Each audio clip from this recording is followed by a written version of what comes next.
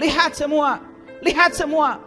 Lihat pohon kangkung, lihat pohon singkong. Mereka bertasbih setiap saat kepada Allah, menghasilkan sesuatu yang berguna bagi kehidupan. Apa kabar manusia?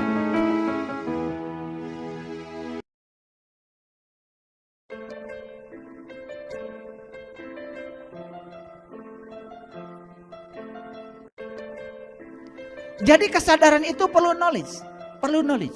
Apapun kesadaran perlu knowledge. Sederhana saja begini. Dengar gak suara saya sekarang? Coba, kalau diurai ini secara saintifik, coba. Pikiran saya ingin mengatakan X. Hebat ya. Ketika pikiran ingin mengatakan X, mulut saya pun mengatakan X. Dan ternyata pita suara saya menggetarkan udara di sini, huruf yang keluar X. Mekanisme terkatakannya huruf X itu sangat ruwet, tidak bisa dijelaskan. Lalu gelombang mekanik ini merambat lewat udara, rapatan renggangan yang disebut dengan gelombang longitudinal. Sudah disediakan oleh Allah gendang telinga dengan frekuensi alami yang sama dengan frekuensinya getaran pita suara saya. Sehingga X yang saya ucapkan masuk tuh menggetarkan gendang telinga. Gendang telinga yang bergetar kemudian mengubah gelombang mekanik menjadi gelombang listrik. Disalurkan lagi ke otak sehingga kalian bisa menangkap, oh saya mengatakan X. Tidak sederhana secara saintifik. Tapi karena kita sudah biasa, apalagi biasa ngomongin orang, seakan-akan ini kata-kata ini biasa saja. Padahal mekanismenya sedemikian ruwet. Makanya banyak orang-orang fisika yang ketika belajar fisika mendalam mengatakan, aku bisa mengenal Allah lewat fisika. Bahkan Profesor Masaru Emoto dalam buku The True Power of Water mengatakan di akhir buku itu, aku bertemu Tuhan lewat air. Dia mengatakan, dia bertemu Tuhan lewat air. Kalian bertemu Tuhannya lewat apa? Sholat gak bertemu, baca Quran gak bertemu, kapan mau bertemu? Mendalami pengetahuan tidak, jadi ahli riset juga tidak, hidup hanya mengikuti kepajakan orang, jadi domba, tidak pernah jadi singa, beringkat itu, beringkat dia, betul? Ya, orang ngomongkan kita sedikit saja langsung tersinggung, langsung pencemaran nama baik, lapor polisi, sewa pengacara, sidang bertahun-tahun hanya untuk menjerumuskan orang supaya dipenjara. Manusia macam apa dendaman kayak gitu? Memaafkan saya tidak mudah, betul nggak? Coba, memaafkan itu kan membuat urusan jadi singkat, betul nggak? Sudahlah, apapun yang kau katakan, saya sudah maafkan. Allah aja maaf kok, kan lumayan kan menghemat duit miliaran, duitnya kasih saya. Iya, buat membangun peradaban.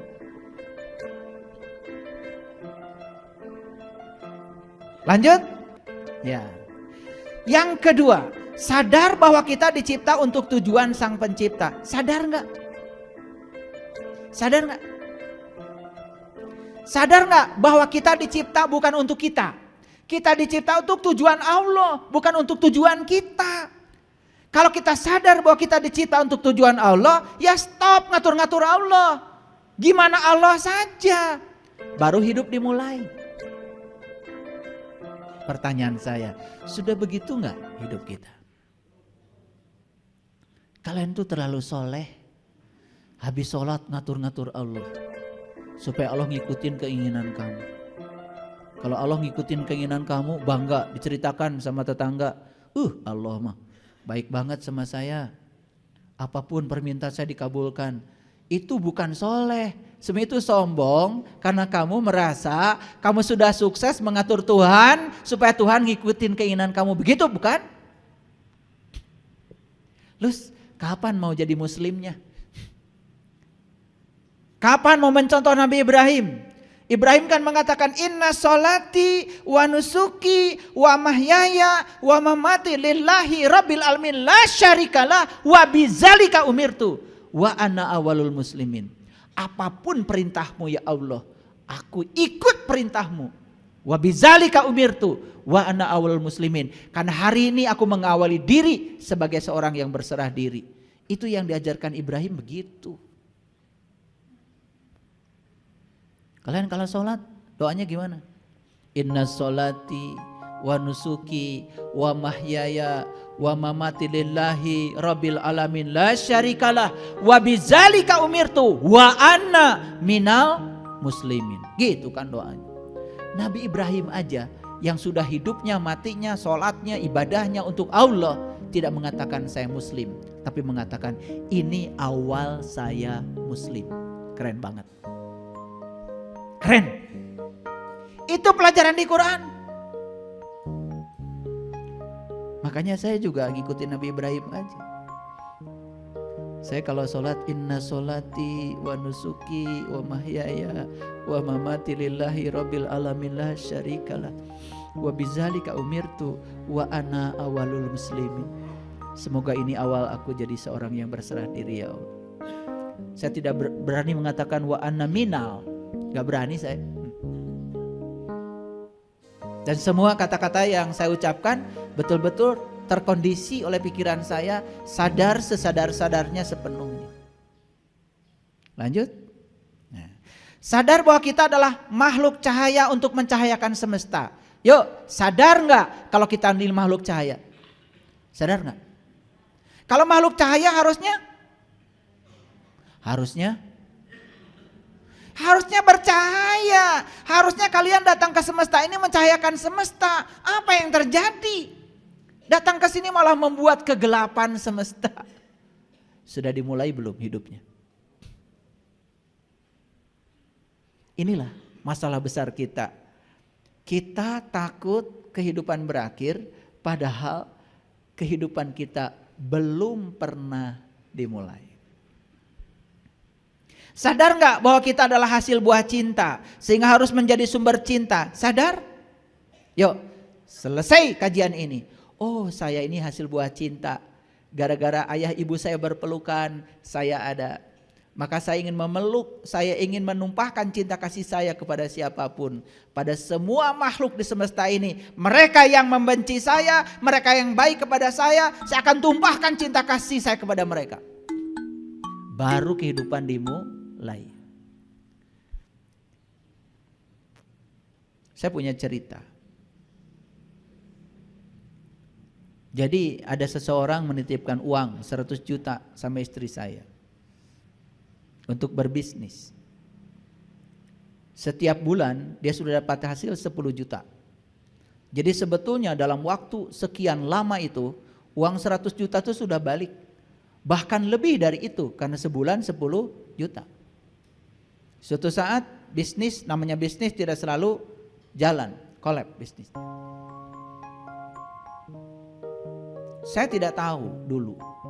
Tahu-taunya dia datang ke rumah saya, marah-marah sama istri saya, sampai diinjek-injek istri saya pakai sepatu tentaranya di depan saya. Dan dia minta agar selama sekian bulan yang tidak dibayar dikalikan 10 juta dan modalnya harus kembali. Dia seorang perwira. Arogansinya ditunjukkan di depan saya. Bahkan saya juga ditodong pistol begitu.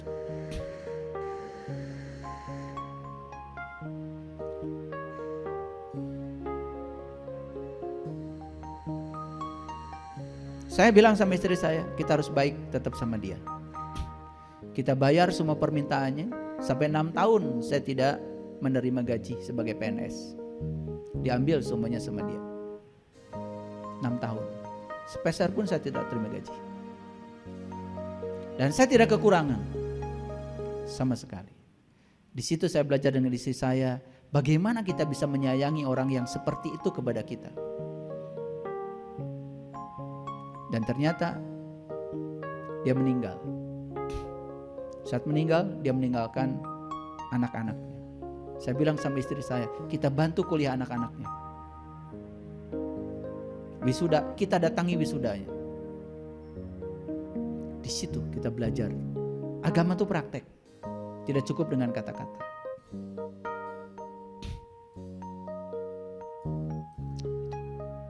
Jadi apa yang saya katakan kepada hadirin semua, apa yang sudah saya alami. Apakah ketika dia meninggal saya puas? Tidak, saya doakan. Saya ngurus mayatnya ketika dia meninggal. Padahal dia pernah nginjak istri saya. Bahkan dia pernah menodongkan pistol pada saya. Dan banyak peristiwa yang seperti itu dalam kehidupan saya. Dan saya tetap memaafkan. Saya tidak mau berurusan terlalu panjang.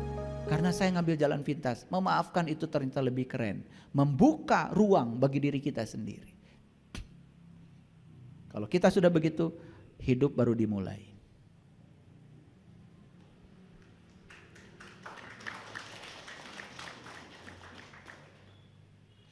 Sadar bahwa di balik semua hal yang terjadi ada pesan semesta. Sadar sekarang. Apapun yang terjadi, jangan menilai baik, jangan menilai buruk, jangan menilai benar, jangan menilai salah. Langsung, apapun yang terjadi pasti ada alasan terjadinya. Tidak ada satu peristiwa pun di semesta yang tidak ada Allah hadir di belakangnya. Buang penilaian baik dan buruk. Karena kita ini sering ego, menilai orang lain baik dan buruk. Dan banyak yang masih seperti itu. Katanya mengajarkan kesadaran pada umat, tetapi dia sendiri menebarkan kebencian pada umat. Dengan memberikan hukuman-hukuman pada orang lain yang menurut penilaian dirinya sendiri. Stop, usil pada orang lain. Yuk kita perbaiki diri kita sendiri, ngaji ke dalam. Terlalu lama kita ngaji keluar. Hasilnya apa? Hasilnya kita hari ini masih reaktif dan masih membenci sesuatu yang tidak sesuai dengan kita. Belum siap kita untuk toleran pada orang lain. Maka intoleransi itu adalah sesuatu yang sangat berbahaya di negeri yang majemuk ini. Saya inginnya sembunyi, sebetulnya tidak mau bicara. Tetapi leluhur-leluhur saya selalu mendorong saya, bicaralah kamu. Saya tahu setiap saya bicara pasti ada resikonya. Dan saya harus mengatakan kebenaran ini walaupun pahit. Sadar bahwa hidup adalah pinjaman yang harus dikembalikan. Sadar enggak? Kalau sekarang kita ini sedang dikasih pinjaman kehidupan dan saatnya harus dikembalikan. Kita sedang ngontrak di sini. Entah sudah berapa tahun. Saya sudah ngontrak di sini 57 tahun sampai hari ini. 57 tahun. Dan saya sadar bahwa rumah kontrakan saya ini pada saatnya tidak layak pakai lagi dan saya harus pergi dari sini.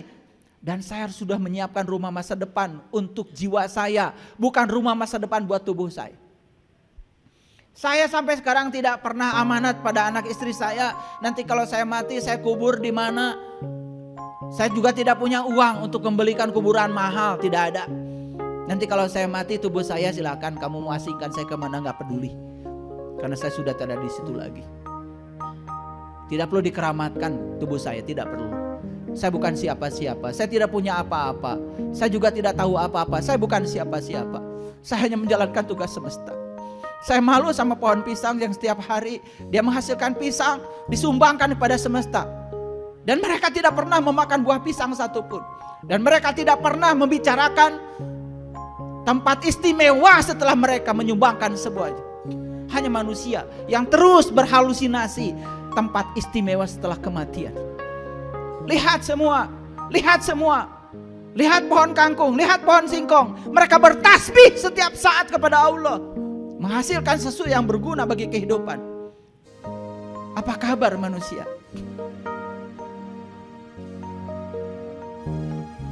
Mereka tidak bersaing.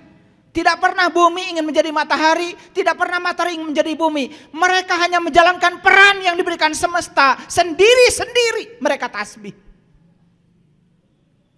Apa peran semesta buat saya? Apa peran semesta buat kalian? Sudahkah kalian tahu direncanakan untuk apa kalian ada di sini? Pernahkah kalian bertanya kepada Allah? Ya Allah, aku datang ke sini direncanakan untuk apa ya Allah? Jangan-jangan aku bikin rencana-rencana baru yang berbeda dengan rencanamu. Dan itu yang membuat saya menderita. Masihkah menyalahkan Allah?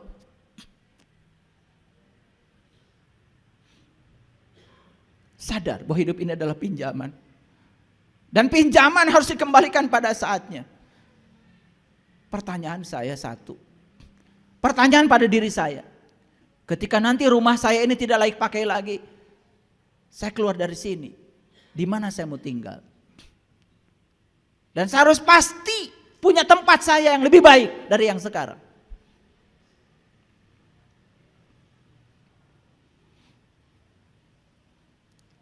Sadar bahwa tujuan hidup adalah hidup itu sendiri. Hidup ini tujuan hidup.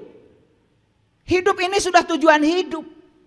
Buat apa kita meruskan tujuan hidup? Hidup ini sudah tujuan hidup. Tujuan hidup itu ya hidup. Nikmati hidup ini, nikmati. Sayangi orang-orang yang dekat dengan kita. Sayangi anak-anak kita, cucu kita, pasangan hidup kita. Hormati keberadaan mereka. Tumpahkan cinta kasih kita kepada mereka. Biar mereka merasakan kehadiran kita di semesta ini ada. Dan membawa berkah bagi mereka. Jika jalan di komplek kita rusak, bangun jalan itu supaya bagus. Untuk kita juga. Gak usah pelit sama harta. Makin banyak yang kita keluarkan, makin banyak yang akan datang kepada kita. Sadar bahwa tubuh dan pikiran bukanlah diri sejati kita. Sadar gak? Kita bukan tubuh, hadirin. Kita bukan pikiran, bukan. Diri sejati kita adalah kesadaran yang ada pada diri kita. Jangan dikendalikan oleh pikiran. Biar kesadaran yang mengendalikan pikiran kita. Begitu kesadaran sudah mengendalikan pikiran, rasakan kehidupan penuh berkah dan kedamaian. Tidak ada konflik lagi. Kenapa konflik itu terjadi? Lihat saya semua. Semua konflik terjadi karena kita belum selesai dengan diri kita sendiri.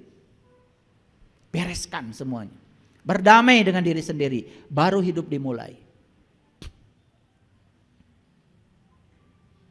Sadar bahwa manusia adalah utusan Allah untuk menjadi kepanjangan tangan Allah, menyampaikan cinta kasih Allah. Sadar, ya Allah, aku datang di sini untuk menjadi kepanjangan tangan-Mu, menyampaikan cinta kasih-Mu pada orang-orang yang butuh pertolongan. Allah sudah bilang di Quran, yadullah fauqa aidihim, yadullah fauqa. Tangan Allah sudah dititipkan kepadamu. Tangan siapa ini?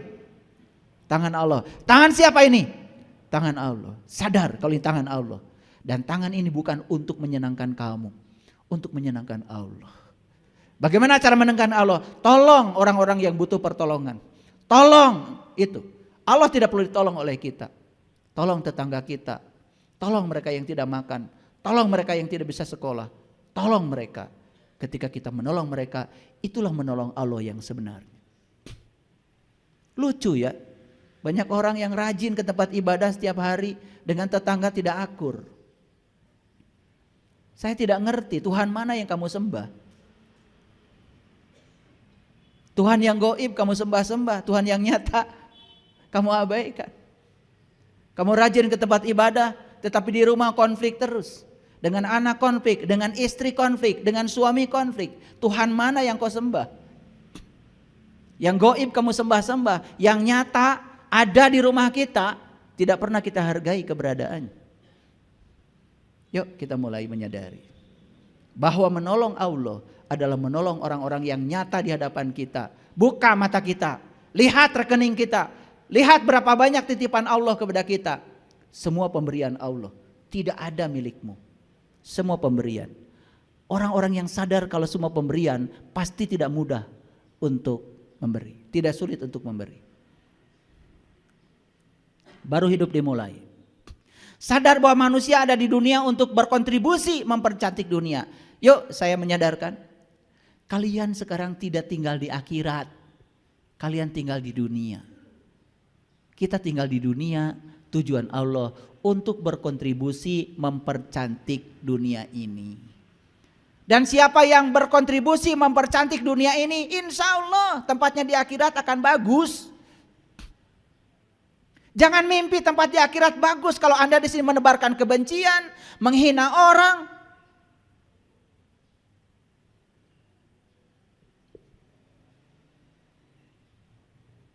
Udah gitu menghina orang atas nama Tuhan dan agama. Gak ngerti saya. Saya tidak percaya ada perang suci. Kalau orang sudah mencapai kesucian, tidak mungkin berperang. Perang itu semua adalah karena keserakahan. Saya tidak percaya ada darah orang lain yang harus dihalalkan oleh Tuhan. Saya tidak percaya. Semua makhluk harus dihormati. Bahkan semut pun harus dihormati. Bahkan ada semut di meja, saya tidak bunuh. Saya antarkan dia ke tempatnya, diambil, saya pindahkan ke tempatnya. Karena dia juga makhluk. Dia juga ingin hidup. Apa kabar? Katanya kita ini adalah punya Tuhan yang Maha Pengasih, Maha Penyayang. Tapi rasa cinta dan ulas asih tidak ada. Dendaman pada orang, bahkan ketika orang lain tersungkur, terpuruk karena dijatuhkan oleh kita, kita merasa puas. Makhluk macam apa yang kayak gini? Masih mengharapkan surga gitu di akhirat? Di sini aja sudah tinggal dalam neraka. Sadar bahwa semua yang ada di tangan kita adalah pemberiannya. Sadar nggak? Yuk, sadari. Semua yang di tangan kita hari ini adalah pemberian. Semua pemberian harus diberikan. Lihat saya semua. Menerima sesuatu adalah hak, tetapi membagikan sesuatu adalah kewajiban. Dan hak itu baru beres kalau disertai kewajiban. Menerima hidup itu hak, tetapi membaktikan hidup kewajiban. Makanya orang-orang yang belum memiliki makna dalam hidup tidak berarti bagi orang lain hidupnya belum dimulai. Orang yang hari ini masih sibuk ngurusi hartanya sendiri, keserakahannya sendiri, bahkan punya orang lain pun dicuri, dikorupsi, dia belum memulai hidup.